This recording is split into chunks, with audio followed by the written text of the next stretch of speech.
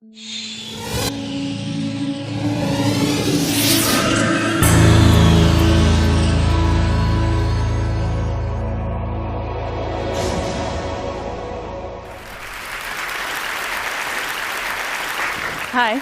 my name is Cameron Russell, and for the last little while, I've been a model, actually for 10 years.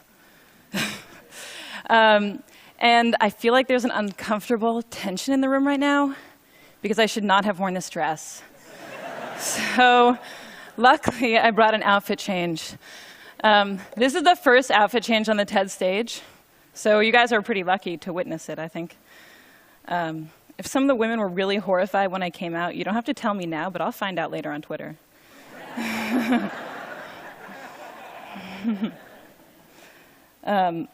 I'd also note that I'm quite privileged to be able to transform what you think of me in a very brief 10 seconds. Not everybody gets to do that. These heels are very uncomfortable, so good thing I wasn't going to wear them. The worst part is putting this sweater over my head, because that's when you all laugh at me, so don't do anything while it's over my head. All right. So why did I do that? That was awkward. Well,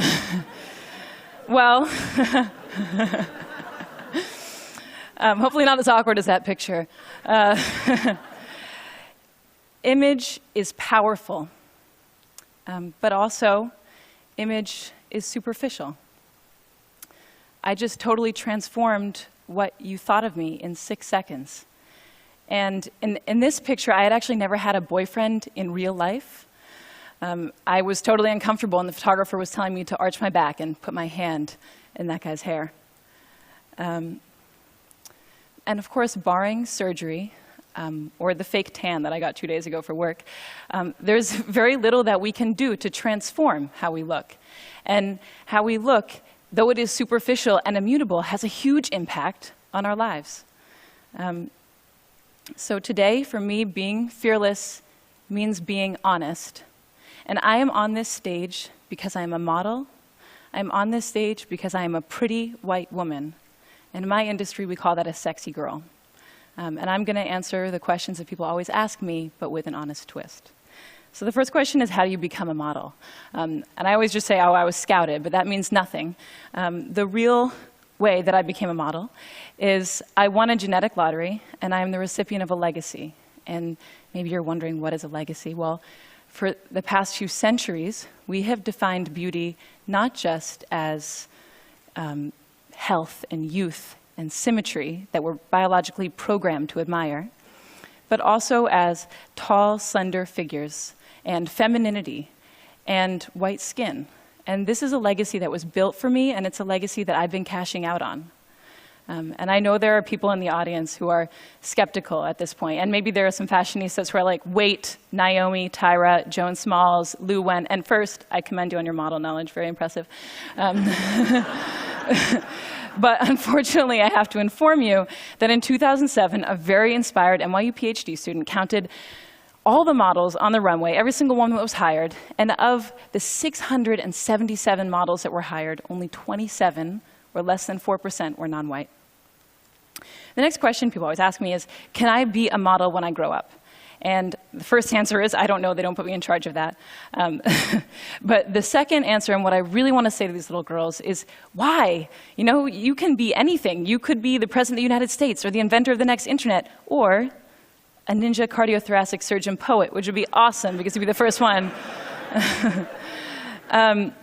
If after this amazing list, they still are like, no, no, Cameron, I want to be a model, well, then I say, be my boss, because I'm not in charge of anything, and you could be the editor-in-chief of American Vogue, or the CEO of H&M, or the next Stephen Meisel. Saying that you want to be a model when you grow up is akin to saying that you want to win the Powerball when you grow up. It's, you know, out of your control, and it's awesome, and it's not a career path. I will demonstrate for you now 10 years of accumulated model knowledge, because unlike cardiothoracic surgeons, it can just be distilled right into right now. So If the photographer is right there, and the light is right there like a nice HMI, and the client says, Cameron, we want a walking shot. Well, then this leg goes first, nice and long. This arm goes back. This arm goes forward. The head is at 3/4. And you just go back and forth. You just do that. And then you look back at your imaginary friends 300, 400, 500 times. It will look something like this. Hopefully less awkward than that one in the middle. That was, I don't know what happened there. Unfortunately, after you've gone to school and you have a resume and you've done a few jobs, you can't say anything anymore. So if you say you want to be the President of the United States, but your resume reads underwear model 10 years, people give you a funny look. The next question people always ask me is, do they retouch all the photos? And yeah, they pretty much retouch all the photos, but that is only a small component of what's happening. This picture is the very first picture that I ever took, and it's also the very first time that I had worn a bikini.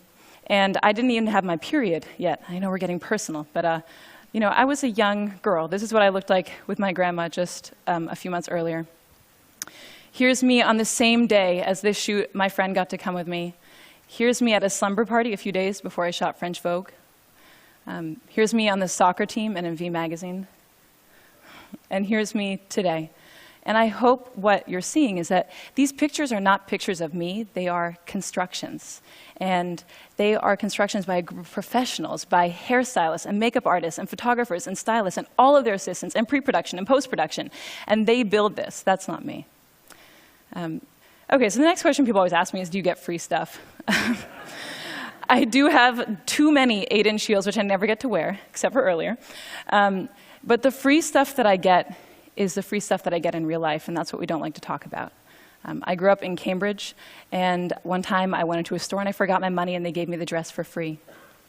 When I was a teenager, I was driving with my friend who was an awful driver, and she ran a red, and of course, we got pulled over. And all it took was a sorry officer, and we were on our way. And I got these free things because of how I look, not who I am. And there are people paying a cost for how they look and not who they are. I live in New York, and last year, of the 140,000 teenagers that were stopped and frisked, 86% of them were Black and Latino, and most of them were young men.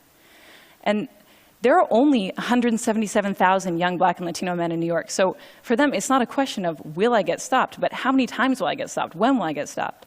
When I was researching this talk, I found out that of the 13-year-old girls in the United States, 53% don't like their bodies. And that number goes to 78% by the time that they're 17. So the last question people ask me is, you know, what is it like to be a model? And I think the answer that they're looking for is, if you are a little bit skinnier and you have shinier hair, you will be so happy and fabulous. And when we're backstage, we give an answer that maybe makes it seem like that. We say, it's really amazing to travel, and it's amazing to get to work with creative, inspired, passionate people. And those things are true, but they're only one half of the story, because the thing that we never say on camera, that I have never said on camera, is I am insecure. And I'm insecure because I have to think about what I look like every day. And if you ever are wondering, you know, if I have thinner thighs and shinier hair, will I be happier? You just need to meet a group of models, because they have the thinnest thighs and the shiniest hair and the coolest clothes, and they're the most physically insecure women probably on the planet. So when I was writing this talk, I found it very difficult to strike an honest balance, because on the one hand, I felt very uncomfortable to come out here and say, look, I've received all these benefits from a deck stacked in my favor. And it also felt really uncomfortable to follow that up with, and it doesn't always make me happy. But mostly, it was difficult to unpack a legacy of gender and racial oppression when I'm one of the biggest beneficiaries. But I'm also happy and honored to be up here, and I think that it's great I got to come, you know, before 10 or 20 or 30 years had passed and I'd had more agency in my career. Because maybe then I wouldn't tell the story of how I got my first job, or maybe I wouldn't tell the story of how I paid for college, which seems so important right now. If there's a takeaway to this talk, I hope it's that we all feel more comfortable acknowledging the power of image in our perceived successes and our perceived failures. Okay, thank you.